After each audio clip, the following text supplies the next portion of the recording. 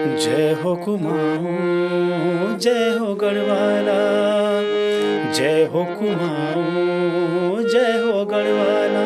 धारा नौ लक्षण गंगा चिगाड़ा, कतु भल लगो मेरो पहाड़ा। तो बात वही आ जाती है कि मैं अपना उदाहरण इसलिए देता हूँ कि मैं पिछले इतने सालों से काम कर रहा हूँ, आज भी कर रहा हूँ। जी जी जी। और लोग थोड़ा बहुत जानते भी हैं। इसी से मेरा घर चल रहा है, इससे परिवार चल रहा है, सब कुछ चल रहा है। तो बिल्कुल। कहीं ना कहीं मतलब ये अब हमारा जो बिजनेस है वो इसी से चल रहा है, संगीत म्यूजिक से। म्यूजिक से। नमस्कार, मेरा नाम है नमित। आप लोग देखना शुरू कर चुके हैं एजुकेशन के सीरीज़ में हमारा ये 5वां एपिसोड। फ्रेंड्स, जैसे कि हमने आप लोगों से कहा है कि हम आपको कम से कम 150 कोर्सेज से रूबरू करवाएंगे। आज हम जिस टॉपिक पर आपसे बात करने वाले हैं, चर्चा करने वाले हैं, उस टॉपिक का नाम है म्यूज़िक, यानी कि संगीत पर हम आज चर्चा करेंगे। और संगीत पर चर्चा करने के लिए हम जिन शख्सियत से मिलने के लिए आए हैं, उनका जो संगीत के प्रति अपना योगदान है, पिछले 25 से ज़्यादा वर्षों से वो अपना संगीत में अपना योगदान दे रहे हैं। और लगातार जो है उन्होंने 10 कंट्रीज़ में जो है अपना जो कार्यक्रम किया है, और 5000 से ज़्यादा उन्होंने अपने जो है स्टेज शो किए हुए हैं। और इसके अलावा 1000 से ज़्यादा ऐसे सॉन्ग हैं जो हमारी फोक, जो पहाड़ी सॉन्ग हो गए, उसमें सारे हैं हमारी गढ़वाली, कुमाऊनी और जो पहाड़ी सॉन्ग्स हैं, सभी में उन्होंने अपना म्यूज़िक दिया है। एज ए म्यूज़िक डायरेक्टर वो काम कर रहे हैं। उनका नाम है, जिन सक्सेस से मैं आपको मिलवाने जा रहा हूँ, रणजीत सिंह जी। मैं उनका बहुत स्वागत करता हूँ। रणजीत सिंह जी, आपका बहुत बहुत स्वागत है हमारे यूट्यूब मंच पर। बहुत बहुत धन्यवाद नमित पवार जी, आप आज A+ स्टूडियो में आए, उसके लिए बहुत बहुत स्वागत। तमाम हमारे ऐसे व्यूअर्स हैं जो एजुकेशन की सीरीज़ में हमारे साथ जुड़े हुए हैं। रणजीत सिंह जी, मैं आपकी तरफ से एक मैसेज पहले सारे स्टूडेंट्स को दिलवाना चाहता हूँ। उनसे आपकी तरफ से एक मैसेज देना चाहता हूँ कि आप म्यूज़िक बेसिकली क्या है आपके पॉइंट ऑफ व्यू से, आप थोड़ा सा उसके बारे में थोड़ा एक बार बताएंगे ज़रा। बहुत बहुत धन्यवाद नमित पवार जी, आपने बहुत बेहतरीन क्वेश्चन पूछा है जी। और मैं अगर अपनी बात करूं तो मेरा तो खैर म्यूज़िक में ही पूरा करियर, म्यूज़िक ही हमारा सब कुछ। अभी जो म्यूज़िक के प्रति लोगों का रुझान है वो बड़ा अच्छा है। और जब हम पहले हमारे समय में देखते थे तो म्यूज़िक में हमारे घर वाले कोई भी सोचते थे कि संगीत का मतलब कुछ नहीं है। जी जी। उसको लोग ऐसे सब्जेक्ट में रखते थे कि कुछ नहीं है मतलब। लेकिन अभी वर्तमान में आप सभी विद्यार्थियों को मैं ये कहना चाहूँगा कि संगीत में बहुत बड़ा स्कोप है। जी। बस आप करने वाले बनो। और मुझे लगता है कि हम अन्य जो डिग्री डिप्लोमा हमारे होते हैं, जी 8 साल 6 साल 8 साल 10 साल लगाने के बावजूद फिर हमें सोचना पड़ता है कि क्या करना है। जी।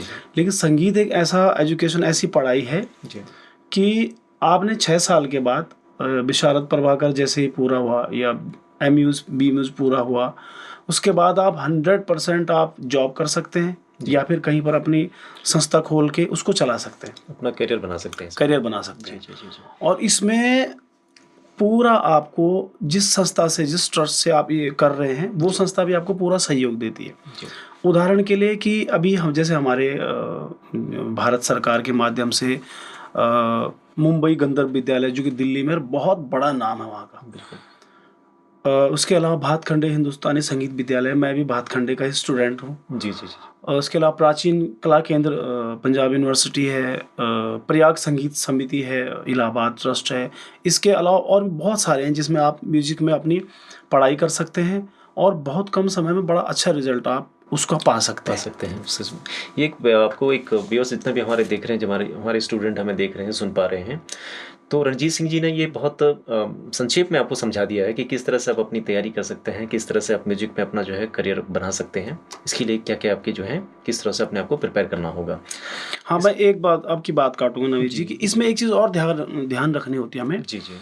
क्योंकि हम अगर पढ़ाई की बात कर रहे हैं तो हमने जैसे ही क्लास 1 से 1 से पढ़ना शुरू करा, 12 के बाद BA MA पे, तब जाके हमें पता चलता है कि हमें क्या करना है। बिल्कुल। संगीत में क्या होता है कि आजकल के जो नए बच्चे क्या कर रहे हैं, 2 महीने 3 महीने सीखा, 6 महीने सीखा जी जी जी और उसके बाद फिर खुद से सिखाना शुरू कर दिया। जी जी। तो कहीं ना कहीं हमारे लिए माइनस पॉइंट होता है। जी। तो आपको इस चीज़ को ध्यान देना है कि जब आप किसी वाद्य यंत्र की पढ़ाई कर रहे हैं, सपोज आप तबला सीख रहे हैं, ढोलक सीख रहे हैं, गिटार सीख रहे हैं, ड्रम सीख रहे हैं, कुछ भी इंस्ट्रूमेंट, तो जैसे हम अपनी पढ़ाई को समय देते हैं कि भाई कोई डिप्लोमा करना है 3 साल 4 साल 5 साल, तो इसमें भी आपको पूरा इसी तरह ध्यान देना पड़ेगा। बिल्कुल। तब जाके उसका रिजल्ट कहीं दिखेगा और मैं कहता हूँ कि अगर मैं एक वैसी बात कर रहा हूँ कि हम संगीत वाले थे तो अदर जो हमारी एजुकेशन थी उसमें हम थोड़ा कमज़ोर थे, बिल्कुल तो संगीत में हमने जल्दी ग्रो करा, मैं अपनी बात करता हूँ। जी जी तो आप भी कर सकते हैं, अच्छे से कर सकते हैं, बस थोड़ा आपको समय देना है।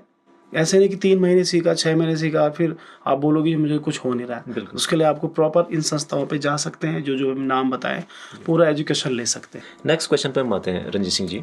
विद्यार्थी कैसे समझे कि वो उसमें अपने आप को परिपक्व कर पा रहा है, या वो कैसे समझे कि वो जो चीज़ें हैं कि मतलब मैं इसमें सफल हो पा रहा हूँ या नहीं हो पा रहा हूँ, कैसे आइडेंटिफाई करे अपने आप को, आइडेंटिफाई कैसे करेगा वो अपने आप को? थोड़ा इस बिल्कुल, पर थोड़ा बहुत एक बार। अच्छा नमित जी, आपका बड़ा अच्छा सवाल है। और इस पर बल्कि हम भी जब कहीं बात करते हैं, चर्चा होती, तो सारे लोग वही बोलते हैं, यार कैसे कैसे होगा। जी जी तो फिर मैं दूर तो नहीं जाता हूँ, पहले मैं अपना ही उदाहरण देता हूँ बिल्कुल कि जब मैं शुरू किया था, मैंने तो तबले से विशारद किया मैंने। बिल्कुल जी पंजाब प्राचीन कला केंद्र से भी करा, भातखंडे हिंदुस्तानी संगीत महाविद्यालय से भी करा। जी जी लेकिन मैं सब्जेक्ट, क्योंकि मेरे को रिदम में ज़्यादा वो था, तो मैंने सब्जेक्ट वही उसी में डिप्लोमा भी किया। अच्छा तो बात वही आ जाती है कि मैं अपना उदाहरण इसलिए देता हूँ कि मैं पिछले इतने सालों से काम कर रहा हूँ, आज भी कर रहा हूँ, जी जी जी और लोग थोड़ा बहुत जानते भी हैं।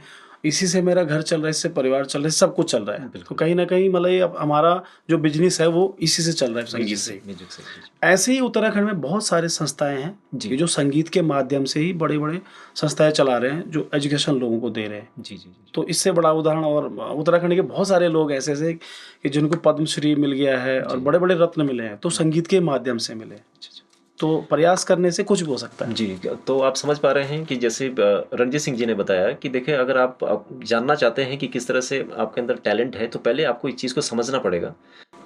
नेक्स्ट क्वेश्चन जैसे मैं आपसे पूछना चाहूँगा, हम दूसरे क्वेश्चन पे आ रहे हैं। वर्तमान में अभी क्या कर रहे हैं आप, किन किन प्रोजेक्ट पे काम कर रहे हैं, थोड़ा इस पर एक बार प्रकाश डालिए। मैं अभी संगीत की बात हो रही तो संगीत में ही काम कर जी रहा जी हूँ, जी और जी संगीत में लगभग हम, जैसे यहाँ पर बॉलीवुड टाइप सॉन्ग भी हम करते ही हैं, जी जी नेपाली सॉन्ग भी करते हैं, या भजन भी करते हैं। जी जी जी लेकिन अभी जो सबसे ज़्यादा है, मैं पिछले इतने सालों से सबसे ज़्यादा उत्तराखंड की लोक संस्कृति के लिए ही काम कर रहा हूँ। जी जी जी यहाँ के जो गीत हैं, यहाँ के गायन शैलियों के जितने प्रकार के, जी जी तो अभी फ़िलहाल उन पे ज़्यादा फोकस है, उन्हीं पे हम लोग काम कर रहे हैं।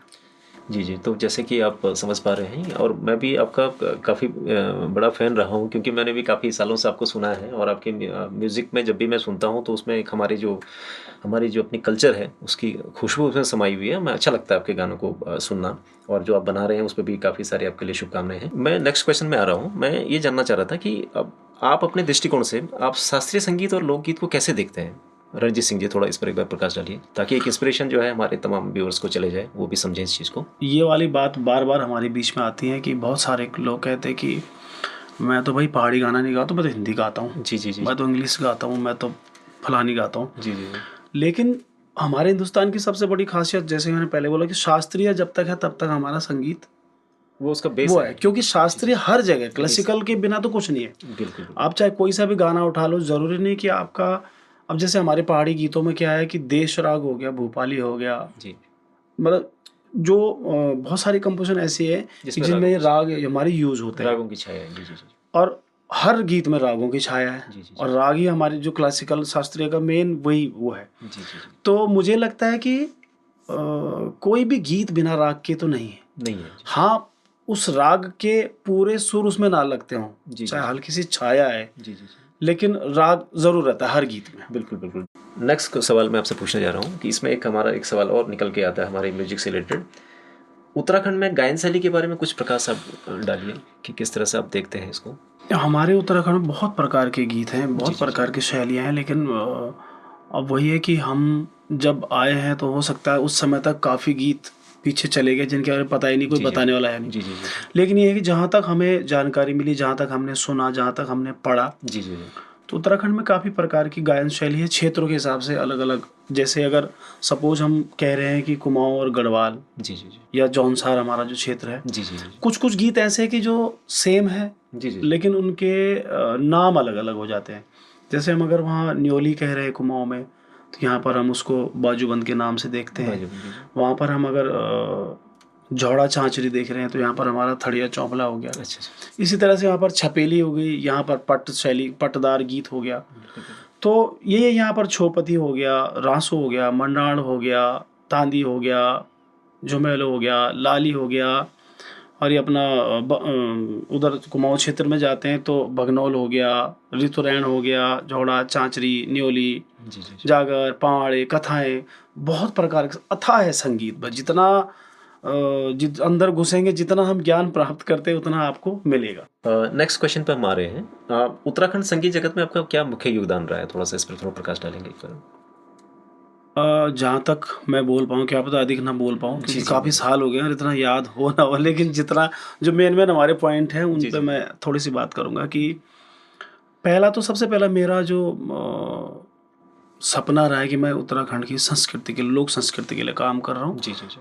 करूँ और अभी भी कर ही रहा हूँ। तो ये मतलब मेरा सपना पूरा हुआ कि मैं संस्कृति के लिए काम कर रहा हूँ, अभी भी कर ही रहा हूँ, आगे भी करता रहूँगा। बिल्कुल बिल्कुल, जी, जी। और A+ स्टूडियो के माध्यम से हम अभी अपनी संस्था को चला रहे हैं जी। और पिछले काफ़ी समय से हम लोग, मैं अभी तक जो हमारे उत्तराखंड के दूर दराज क्षेत्रों में कुछ ऐसे लोग रहते हैं कि जो रिकॉर्डिंग में अपने पैसे नहीं लगा सकते हैं, स्टूडियो तक नहीं पहुंच पाते, जी जी तो उनकी रिकॉर्डिंग हम लोग उस जगह पर जाकर पर्टिकुलर किसी डिस्ट्रिक्ट में गए, वहाँ एक जगह हमने देख ली, वहाँ पर हम उस जगह पर उन लोगों की हम लाइव रिकॉर्डिंग करते हैं, ऑडियो वीडियो, फिर उसका हम रिकॉर्ड करते हैं। या फिर हम उन लोगों को जो बहुत अच्छा गाते हैं, जो उत्तराखंड के फोक के बारे में अच्छी जानकारी रखते हैं, उनको हम लोग स्टूडियो बुलाते हैं, उनका आने जाने का जो भी लगता है वो देते हैं, उनके रहने खाने की पूरी व्यवस्था करते हैं। अच्छा। फिर उसका ऑडियो रिकॉर्ड करके उसका विजुअल जिस तरह से भी उसको हम फिर रिलीज़ करते हैं। जी जी जी। और इसी तरह से हमारे अभी तक 100 से अधिक गीत हम कर चुके हैं A+ स्टूडियो के माध्यम से जी जी। लोगों के निःशुल्क, जिसमें से कुछ नाम ऐसे हैं कि जो बड़ा अच्छा अभी जिनका दिनचर्या चल रहा है, उस संगीत के माध्यम से, उसी के माध्यम से उनका परिवार चल रहा है और उनका आय का स्रोत बना। जी जी जी। तो ये हमारे लिए बड़ी गर्व की बात है कि हमारे जो A+ स्टूडियो से हमने जिन लोगों की मतलब मदद की है, कोशिश की है मदद करने की, आज वो अपने अच्छे मुकाम पर है, अच्छा अपना परिवार चला रहे हैं। जी जी जी। तो यही चल रहा है। बाकी इसके अलावा आपने पहले बता दिया कि हम इतने गीत कर चुके हैं नहीं नहीं, और अभी भी संगीत में लगातार योगदान है। जी। एक और बात जी जी जी। मैं आप लोगों से भी कह रहा हूँ, जो जो देख रहे हैं, अगर आपके क्षेत्र में, आपके इलाके में जी जी। कुछ इस तरह से हमारे, ज़रूरी नहीं कि उत्तराखंड की हो, जी जी। कहीं अदर पे अगर कोई देख रहे हैं और उनको लगता है कि इस तरह का आर्टिस्ट है जी जी। और इनको आगे आना चाहिए, तो अगर हमारी तरफ से कुछ हेल्प हो तो आप बिल्कुल फील फ्री, मतलब आप कमेंट में बता सकते हैं। जी, जी। नमित पॉवर ऑफिशियल पेज पर जाकर आप बोल सकते हो। जी। तो जो भी हमसे हेल्प होगी हम उनकी ज़रूर करेंगे। एजुकेशन से संबंधित भी अगर जानकारी लेनी हो किसी को, जी जी बिल्कुल। संगीत में किस विषय पे आपको पूछना हो तो आप पूछ सकते हो। ये महत्वपूर्ण बिंदु था और जिसको आपने ध्यानपूर्वक सुना होगा और इसको समझ लीजिए और फिर उस तरह से आप अपना रिस्पॉन्स हमें कर सकते हैं। एक नेक्स्ट सवाल हमारे सामने ये आता है, रणजीत सिंह जी, हमारे उत्तराखंड में कितने कितने प्रकार के वाद्य यंत्र हैं जो हमारी फोक को दर्शाते हैं और उनमें हमारे मतलब उसके बारे में कुछ जानकारी आप हमें दे सकते हैं? क्योंकि बहुत सारे नाम ऐसे हैं जो हमारे जितने जो व्यूअर्स हैं, नए जो बच्चे हैं, उन्हें इनकी जानकारी नहीं है। तो कितने प्रकार के हैं उसमें थोड़ा सा हम चाहेंगे भी, अपने व्यूअर्स की तरफ से आपसे रिक्वेस्ट भी करना चाहेंगे अपनी तरफ से कि आप थोड़ा सा उनको अगर प्ले करके दिखा सकते हैं तो एक लाइव उनको देखने को भी मिलेगा कि एक मल्टी टैलेंटेड एक ऐसी पर्सनालिटी के पास हम आज आए हैं जिन जो इस चीज़ के उन पर माँ सरस्वती का ऐसा ब्लेस है कि वो सारी चीज़ें इजीली वो मैनेज कर लेते हैं, इसीलिए वो एज ए मेडिटेटर काम कर रहे हैं। तो मैं आपसे रिक्वेस्ट कर सकता हूँ कि इस बारे में कि आप थोड़ा सा प्ले करेंगे थोड़ा सा? बिल्कुल, ये वाला जो क्वेश्चन है ये तो मेरा प्रिय क्वेश्चन है, क्योंकि मैं म्यूजिशियन हूँ जी जी और कोशिश करता हूँ कि उत्तराखंड के वाद्य यंत्रों को लोगों को सुना सकूँ आवाज़। तो वाद्य यंत्र हमारे यहाँ जैसे पूरे उत्तराखंड की अगर बात करता हूँ तो ढोल, दमाऊ, हुड़का, शहनाई, जी शिणई, बिणई और डौर हो गया, दैन हो गया, छलिया बाजा हो गया, बहुत सारे वाद्य यंत्र कई सारे हैं। ऐसे वाद्य यंत्र मैं खुद भी उनके नाम मैं भी नहीं जानता हूँ क्योंकि काफ़ी प्राचीन चीज़ें हैं वो। थोड़ा सा मैं आपसे रिक्वेस्ट कर सकता हूँ एक बार आप थोड़ा सा? तो मैं कोशिश करता हूँ आपको कुछ वाद्य यंत्रों के कुछ प्ले करके सुनाता हूँ। भी देखना चाहेंगे जो काफ़ी मतलब सालों से आपके साथ जुड़े भी हैं किसी न किसी रूप में, और हम भी जुड़े हुए हैं आपके साथ में, आपके प्रशंसक होने के नाते थोड़ा हम आपसे रिक्वेस्ट कर सकते हैं थोड़ा सा?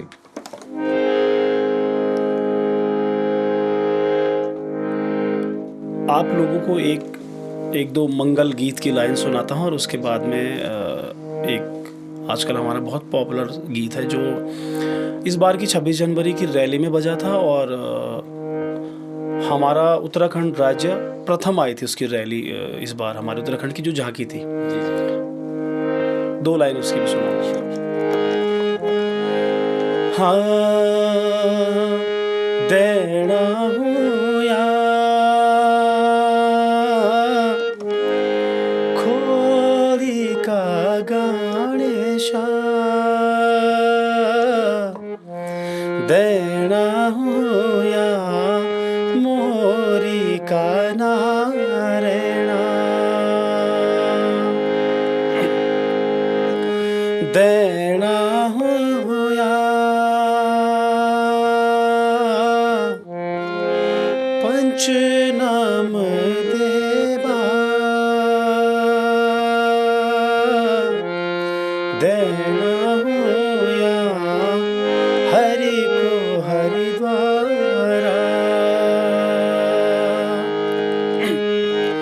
जय हो कुमाऊं जय हो गढ़वाला जय हो कुमाऊं जय हो गढ़वाला धारा नौ लक्षण गंगच गाड़ा कतु भलु लगो मेरो पहाड़ा हो धारा नौ लक्षण गंगच गाड़ा कतु भलु लगो मेरो पहाड़ा। बहुत सुंदर, बहुत सुंदर। देखिए आप सुन पा रहे होंगे प्रतिभा के धनी हमारे रंजीत सिंह जी जो है आप लोगों को सुनाया उन्होंने बजा करके, हारमोनियम पे खुद गाया भी है, सुनाया भी है।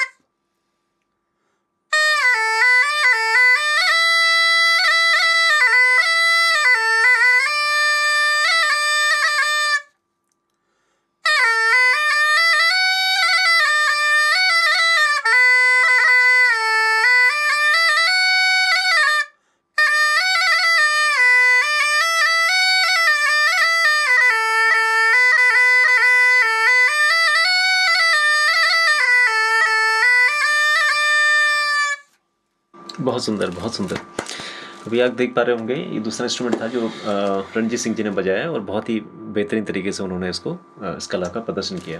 ये हमारे उत्तराखंड का एक ऐसा वाद्य यंत्र है कि जिसको पहले के समय में तो उसको जागर पवाड़ों में यूज किया जाता था या मेले में, जैसे हमारे यहाँ थड़िया चौंफला लग रहा है या अपने झोड़ा चांचरी लग रहा है तो उसके संगत में लोग पहले से इसको बजाते थे, अभी भी बजाते हैं।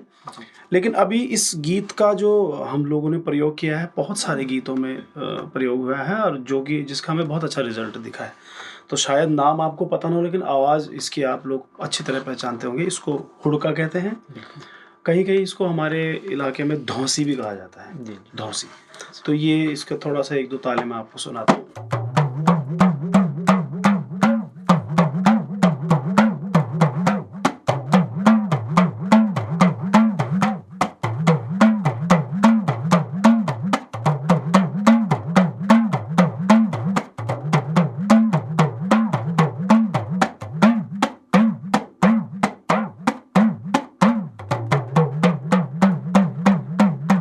मैं एक चीज़ बताता हूँ आपको कि अगर हम झोड़ा चांचरी या ये अपना थड़िया गीत अगर हम गाते हैं जी तो उसमें इस तरह से बजता, मैं भी क्योंकि मैं गायक नहीं तो गाना सुना तो नहीं पाऊंगा जी, थोड़ा सा बजा के दिखाता हूँ।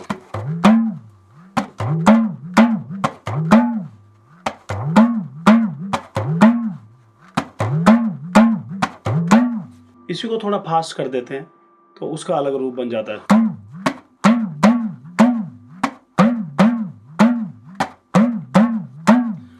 और जो अधिकतर हमारे जागर में तालें होती हैं, खैर अभी तो मैं थाली के साथ में संगत नहीं कर पाऊंगा जी, लेकिन कोशिश करता हूँ कुछ ताले एक साथ में बजाने की।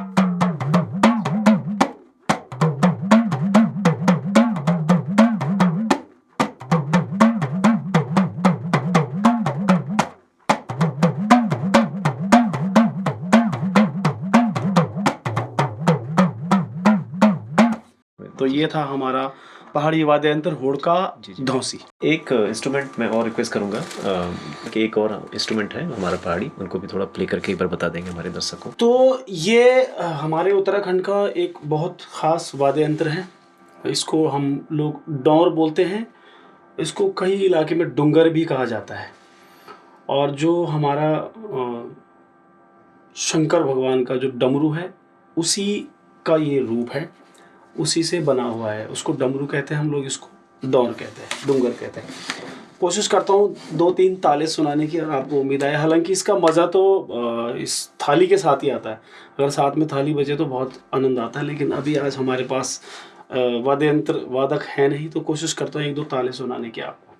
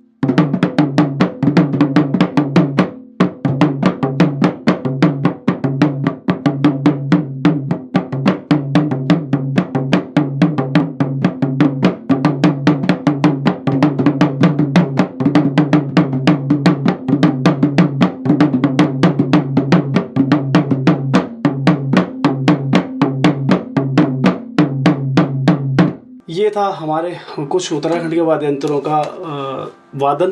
और आप सभी लोगों को बहुत बहुत धन्यवाद। नमित पवार जी, आपका भी बहुत बहुत धन्यवाद।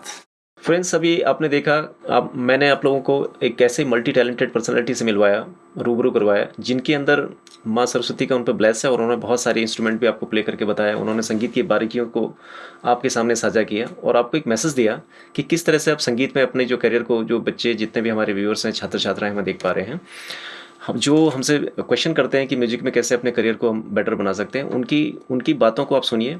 मैं पूर्ण जिम्मेदारी के साथ ही कह रहा हूँ कि अगर आपने उनकी बातों को अपने जीवन में उतारा तो डेफिनेटली आप एक अच्छे म्यूजिशियंस, एक अच्छे सिंगर, एक अच्छे कलाकार, एक आर्टिस्ट बन सकते हैं।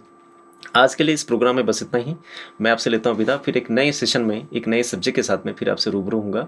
तब तक के लिए मुझे दीजिए इजाज़त।